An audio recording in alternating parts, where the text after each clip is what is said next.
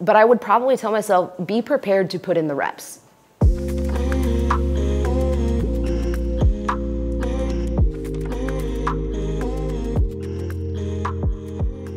I feel like in being a founder, you learn something every single day. It is a constant learning journey. You're learning, you're acting, you're learning something new. But one of the things that I think that has been a transformational learning has been how to really get in front of customers and learn to describe and define their problem in their words in ways that make them feel like we almost know it better than they do.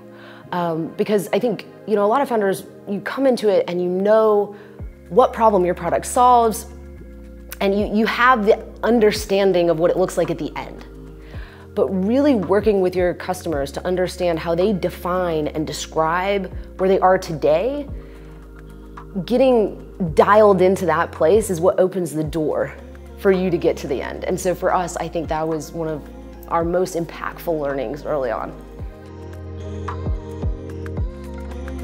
Yeah, so a lot of the way that we really dialed in how we were describing our customer's problem in a way that resonated with them was by committing to founder-led sales, really from the ground up. Because at the end of the day, you can talk about a problem, you can talk about a solution, but where that is all really synthesized is when you bring it through an early stage sales motion. Because it is at that time that you have a limited opportunity to get in front of your ideal customer, to be able to describe their problem and stretch their attention and show how you solve it.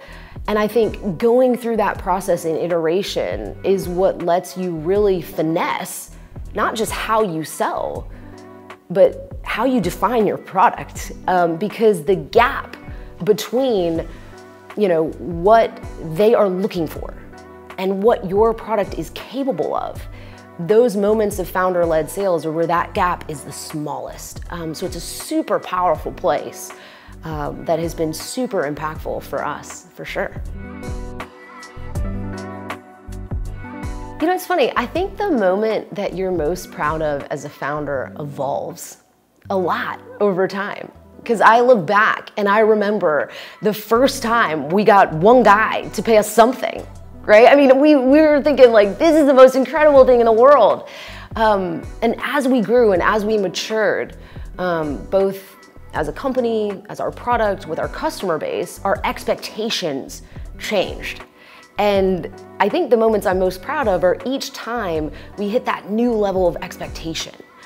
Because we were able to do something that we hadn't done before, and it completely changes how you think about what you and your company and your product are capable of. So again, maybe that first thing I was most proud of, I'm like, oh gosh, if somebody paid me that today, I would be horrified, right? And so for me, there's definitely just different milestones where we upped our game and we asked more of ourselves and we asked more of our customers. And then we created a new playing field. It's funny, right? You go into it because you like challenges. Right? Like if we're being honest, founders are going into it because they want to solve a problem, they want to overcome a challenge.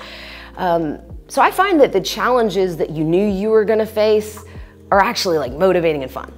I find that the ones that really get to you are the ones like uncertainty, right? Or when you realize you're responsible, right? For so many different things. It could be the direction of the company. It could be the health and security of the employees. It could be bringing this idea from infancy to maturity. To me, facing the challenge of uncertainty and getting to that place of knowing what to do when you hit that, right? Because you can swirl, you can try too many things, there's all kinds of things you can do when you're triggered by uncertainty. Learning different paths and measures to deal with it, to me, has been the biggest challenge, but also once you start to figure that out, it creates an upward cycle. So yeah, I mean, business challenges, love them. I think the uncertainty of making sure you're caring for your business and your people the most, those are the ones that are gonna keep you up at night. Gosh, it's funny when you think about like, what would I tell myself as a founder? If I could go back and tell everything day one, I tell myself you're going to be a lot farther ahead than you are. You know what I mean? But hindsight is 20/20. I think I would probably just set my own expectations for being a founder as a learning journey. You are constantly going to reinvent and re-engage and redefine what success looks like. But I would probably tell myself, be prepared to put in the reps, because there is a difference between understanding something and experiencing something.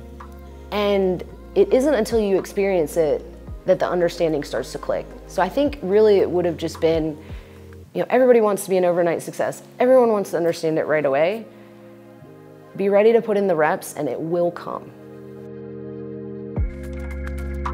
So we help sales and revenue teams actually engage warm leads, qualify them, book them, and make sure they show up to meetings. That's what we do.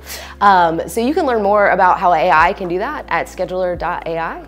And you can learn more about myself, my co-founder, our team, if you want to reach out to us on LinkedIn.